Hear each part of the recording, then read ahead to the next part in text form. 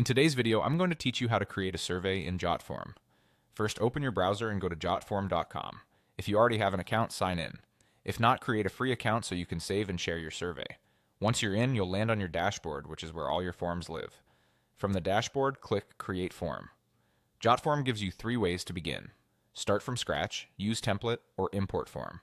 Templates are great if you want a quick starting point, but if you want full control over the structure and wording, choose Start from scratch.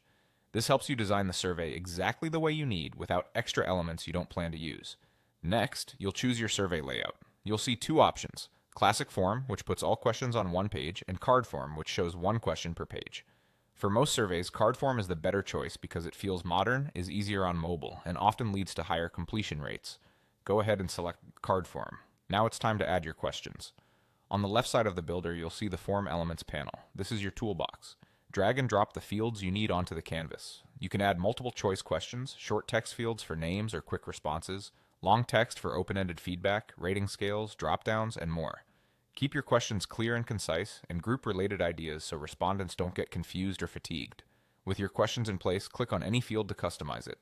A settings panel will appear where you can edit the question text, add descriptions or help text for extra clarity, and mark a question as required if you must have that answer. If you want to tailor the experience, you can add conditional logic under Settings and then Conditions.